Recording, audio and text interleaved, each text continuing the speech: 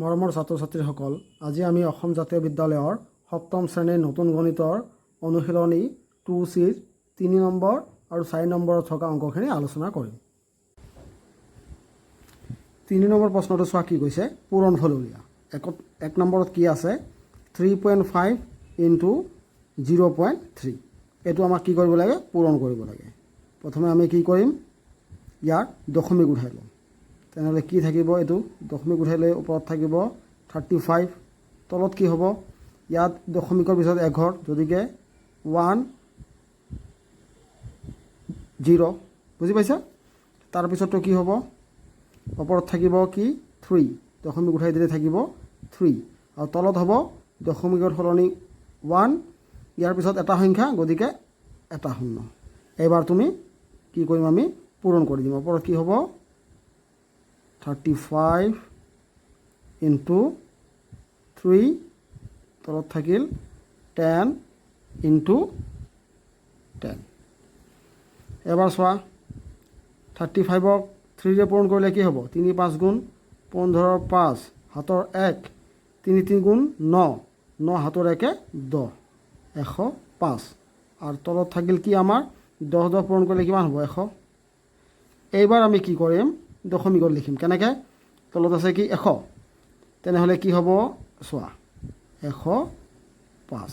এতিয়া দশমিকত ইয়াত কি আছে, দুটা শূন্য, গতিকে 2 ঘৰ পিছত 1 ঘৰ 2 ঘৰ, ইয়াত আমি দশমিক বহুৱাই দিম। তুমি ইয়াত দিয়া, তলত দিয়া, কি কথা। এইটোৱে তোমালোকৰ উত্তৰ, বুজি পাইছা? তাৰপিছত চোৱা 4 নম্বৰটো। এইটোও প্ৰথমে কি কৰিম, আমি দশমিক উঠাম। দশমিক উঠালে কি হ'ব, 1717, তলত কি হ'ব, দশমিক উঠাৰ লগে লগে দশমিকৰ সলনি 1, ইয়াৰ পিছত এটা সংখ্যা, গতিকে এটা শূন্য। পূৰণ, এইটো কি হ'ব 71, তলত কি হ'ব, ইয়াত দশমিকৰ সলনি 1, আৰু পিছত এটা সংখ্যা, গতিকে এটা শূন্য হ'ল। তেনেহ'লে ওপৰত কি থাকিল, 17 ইনটু 71, তলত থাকিল 10 ইনটু 10। এতিয়া চোৱা, তুমি কি কৰিম, 71ৰ লগত আমি 17 পূৰণ কৰিম। এইটো পূৰণ কৰি চোৱা কি হ'ব, 7 1 গুণ 7, 7 7 গুণ 49, 49। কি হ'ব, 1 দি কৰিলে 71, 1 7, কি হ'ব 7, 9 আৰু 1 যোগ কৰিলে 10 শূন্য, 7 1, 4 আৰু 7, 4 7 কিমান, 11, 11 হাতেৰ 1 12। এইটো পালোঁ, হয়নে নাই? কিমান পালোঁ আমি, 1207।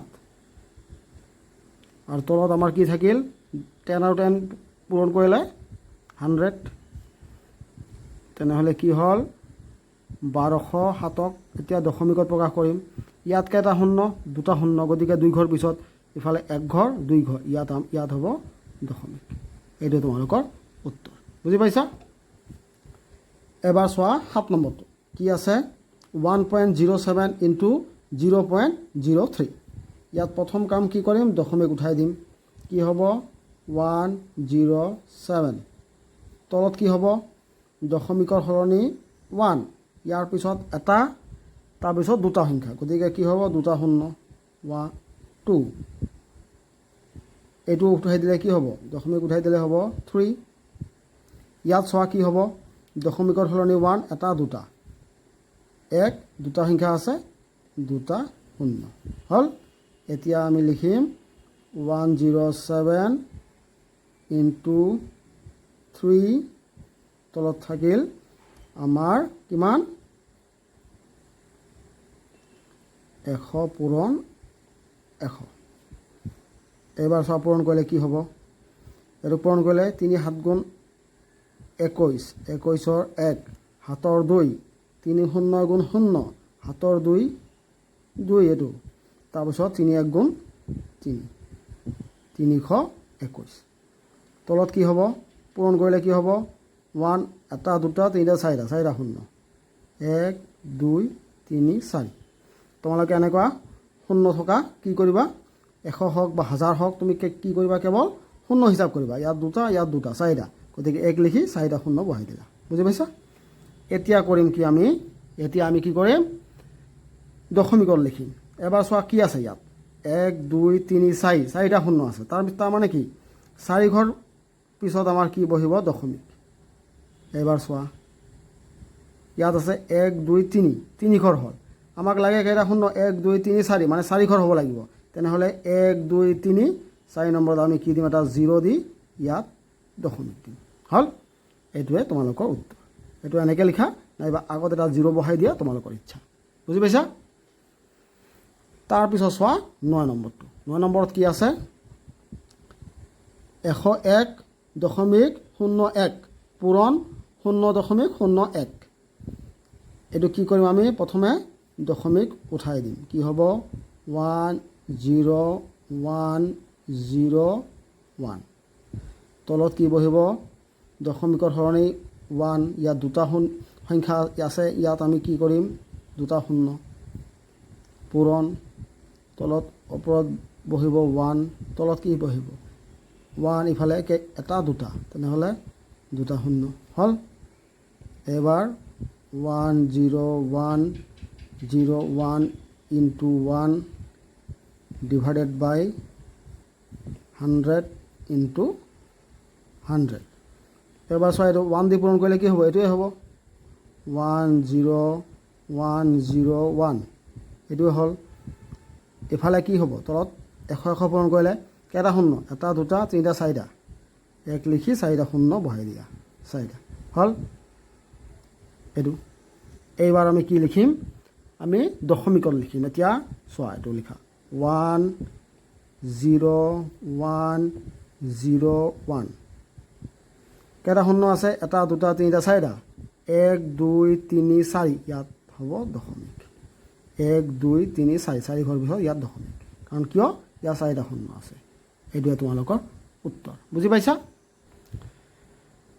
এবাৰ চোৱা 4 নম্বৰ কি আছে মান নিৰ্ণয় কৰা 4 কি আছে 0.1 into 0.2 into 0.3 কেনেকৈ কি কৰিম প্ৰথমে আমি কাম কৰিম দশমিক উঠাই ল'ম 1 ডিভাইডেড বাই কি হ'ব 1 ইয়াৰ পিছত এটা আছে গতিকে এটা শূন্য ইনটু এইটো ওপৰত হ'ব 2 তলত কি হ'ব 1 0 কাৰণ দশমিকৰ ইফালে এটা আছে তাৰপিছত 3 তলত হ'ব কি 10 হ'ল আগৰ নিচিনা এইবাৰ ওপৰত থাকিল 1 into 2 into 3 তলত থাকিল কি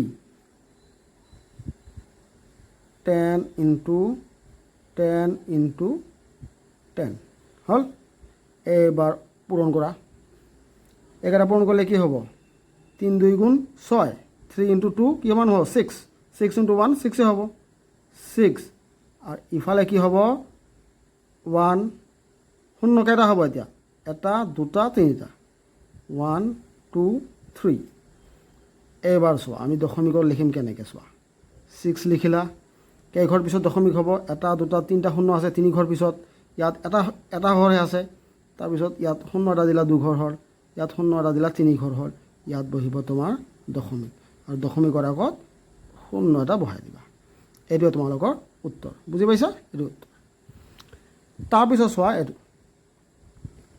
এইটো কি কৰিম আমি দশমিক উঠাই দিম ওপৰত থাকিল কি 5 তলত কি বহিব 10 কাৰণ দশমিকৰ পিছত এটা সংখ্যা আছে গতিকে 10 তাৰপিছত কি হ'ল এইটো হ'ব 21 তলত কি বহিব 10 এইটো হ'ব 15 তলত কি বহিব এইটোত 10 বহিব কাৰণ এটা সংখ্যা আছে তাৰপিছত এইটো 2 তলত কি বহিব 10 এতিয়া চোৱা 5 into 21 into 15 into 2 তাৰপিছত চোৱা কি হ'ব এতিয়া 1 কেইটা শূন্য এটা দুটা তিনিটা চাৰিটা শূন্য 1 2 3 4 1 2 3 4 চাৰিটা এতিয়া তুমি পূৰণ কৰা প্ৰথমে এই দুটা পূৰণ কৰা 5 21 পূৰণ কৰিলে কিমান হ'ব 5 1 গুণ 5 5 2 গুণ 10 105 পূৰণ চিন দিয়া এবাৰ এই দুটাক পূৰণ কৰা 15 2 গুণ কি হ'ব 30 হল তলত কি আছে আমাৰ 1 তাৰ লগত কেইটা শূন্য 4টা শূন্য 2টা 3টা 4টা এবাৰ চোৱা 30 লগতো এটা শূন্য আছে না নাই ওপৰত ইয়াত এটা শূন্য তলত এটা শূন্য এই এটা শূন্য এই শূন্য কাটি গ'ল ইফালে শূন্য আছে নেকি না আগৰ মাজৰ শূন্যটো কাটি নিদিবা মাজৰ শূন্য কাটা নাখায় সাইডত থাকিব লাগিব এনেকুৱা সাইডত থাকিব লাগিব তেতিয়াহে কাটিব পাৰি তেনেহ'লে ওপৰত কি থাকিল এবাৰ 105 পূৰণ 3 হল এবাৰ তুমি 105ক 3ৰে পূৰণ কৰা 3 5 গুণ 15 5 হাতৰ 1 3 0 গুণ 0 হাতৰ 1 আছিল 1 বহাই দিলোঁ 3 1 গুণ 3 315 তলত কি হল 1 1 ৰ লগত কেইটা শূন্য 1 2 3 1 2 3 হল এইবাৰ আমি কি কৰিম শূন্য উঠাই দিম